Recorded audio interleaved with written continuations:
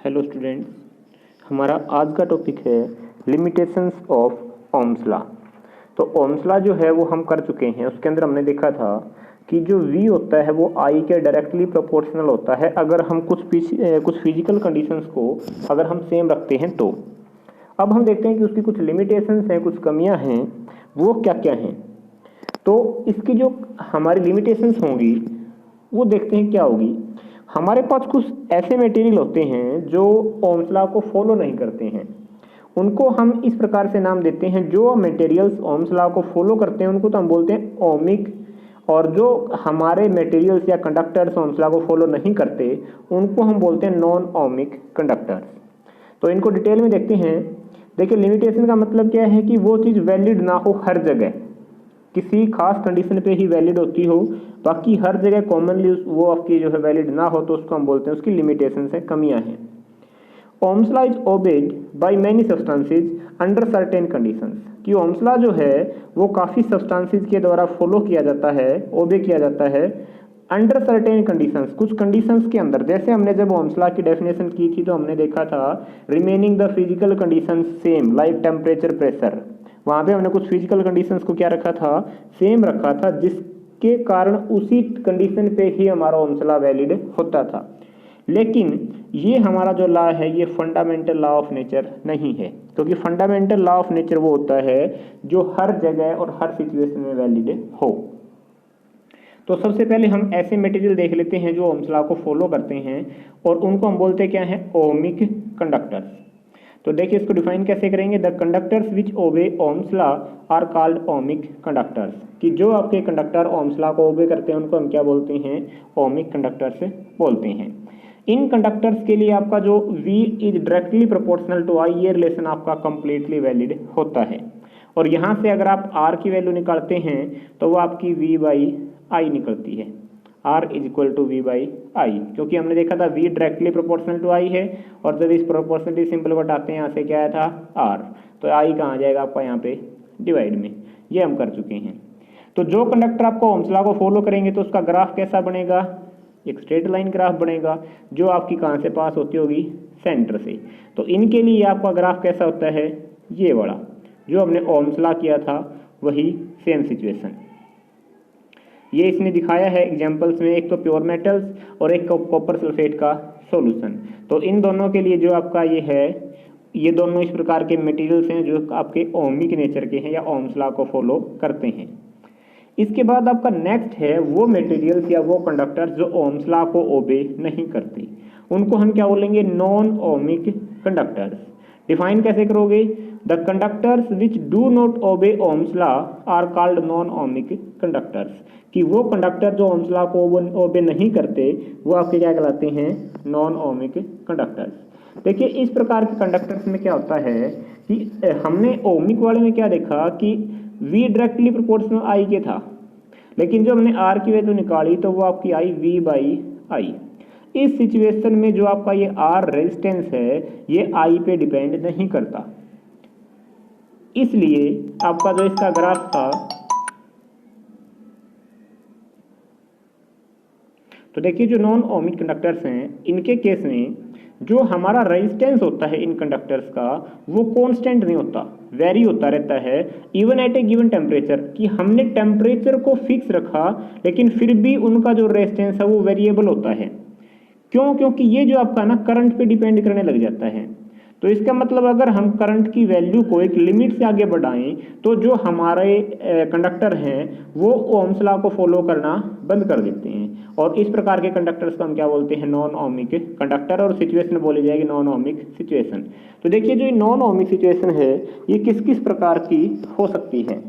तो फर्स्ट इसने बताया है कि जो स्ट्रेट लाइन ग्राफ है आपका VI ग्राफ वो आपका ओरिजिन से पास नहीं होगा। जैसे मान लिया बन तो गया स्ट्रेट लाइन ग्राफ लेकिन ऐसे चला गया, यहाँ ओरिजिन से पास, यहाँ से पास नहीं हुआ। नेक्स्ट आपका जो है, नेक्स्ट इसने बताया कि जो VI रिलेशनशिप है वो आपके नॉन लीनियर बन जाए। नॉन लीनियर का मतलब एक स्ट्रेट लाइन ग्राफ ना आए, इसकी बजाय कुछ ऐसे टेढ़ा मेढ़ा ऐसा कोई भी ग्राफ बने। इसके बाद नेक्स्ट आपका जो है कि V I relationship depends on the sign of V for the same absolute value of V, कि जो आपकी वी आई रिलेशनशिप है वो वी के साइन पे डिपेंड करती है, पॉजिटिव और नेगेटिव पे उसके साथ चेंज हो जाती है। लेकिन हमने तो ओम्स लॉ में देखा था कि आपका अगर पोटेंशियल नेगेटिव हो चाहे पॉजिटिव हो, हमेशा ग्राफ कैसा आएगा, ये आएगा लीनियर ग्राफ। नेक्स्ट इसका जो है V I relationship is non unique, कि वो एक जैसी ना हो, लगातार वेरी होती हो। इसके कुछ एग्जांपल्स देख लेते हैं हम नॉन ओमिक कंडक्टर्स के। देखिए कुछ मेटालिक कंडक्टर्स होते हैं ऐसे जो इस प्रकार का बिहेवियर हमें दिखाते हैं। वो कब दिखाते हैं, कुछ लिमिट तक, ये आपके पास I है और ये आपके पास V दिया गया है, जब तक हमारा करंट इस वैल्यू तक होता है यहाँ तक, तो हमारा जो V और I है वो डायरेक्टली प्रोपोर्शनल होते हैं एक दूसरे के। लेकिन जब हम करंट को इस लिमिट से आगे बढ़ाते हैं तो हम क्या देखते हैं कि हमारा जो ग्राफ है वो इस प्रकार से स्ट्रेट लाइन जाने की बजाय इस प्रकार से बेंड हो जाता है। तो यहाँ पे अपना जो कंडक्टर है वो ओमिक नेचर अपना खो देता है और ओमिक नेचर शो नहीं करता। तो इस प्रकार से आपका ये नॉन ओमिक बिहेवियर इसका हो जाता है। इसके बाद आपका एक और एग्जाम्पल है पीएन जंक्शन डायोड। ये जो पीएन जंक्शन डायोड है इसको हम 9th यूनिट में डिटेल में देखेंगे, सेमीकंडक्टर के अंदर आता है। ये पीएन जंक्शन डायोड आपका सेमीकंडक्टर से बनता है। देखिए ये जो आपका है पी टाइप और एन टाइप सेमीकंडक्टर्स हैं, डिटेल में इसको हम आगे देखेंगे। तो इनके लिए आप ये देखें कि ग्राफ कैसा आता है वी और आई का। इनके लिए फॉरवर्ड में ये ग्राफ आता है, रिवर्स में ये ग्राफ आता है। तो देखेंगे ये ग्राफ जो आपका है वो लीनियर शो नहीं करता है। तो इस प्रकार से आपके कुछ मटेरियल्स हो सकते हैं जो आपके नॉन ओमिक नेचर को दिखाते हैं। चलिए इसके बाद नेक्स्ट टॉपिक पे चलते हैं। नेक्स्ट टॉपिक हमारा है सुपर कंडक्टिविटी। बड़ा इंटरेस्टिंग टॉपिक है।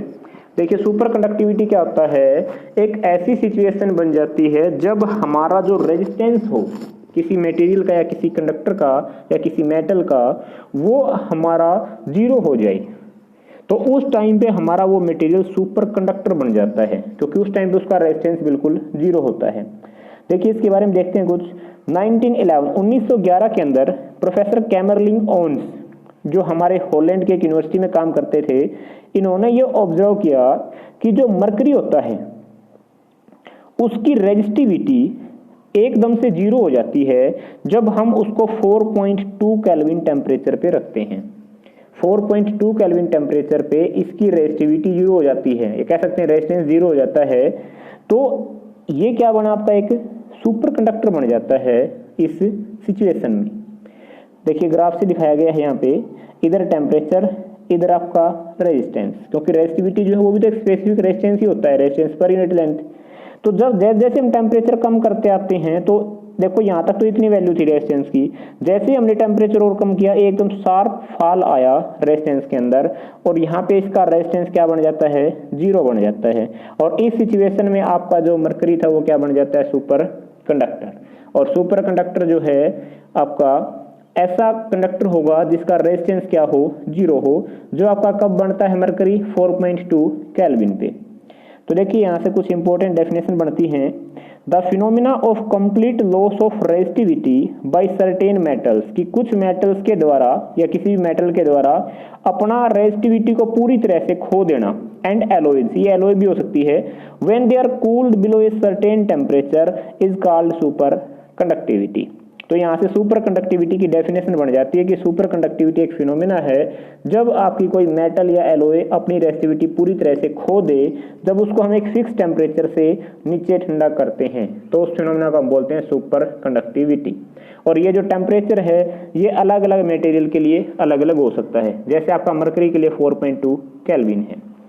अब जो ये टेम्परेचर है, जिस टेम्परेचर के ऊपर ये सुपर कंडक्टर बनता है, इस टेम्परेचर का भी एक फिक्स नाम दिया गया है। वो नाम क्या होता है उसको देखते हैं।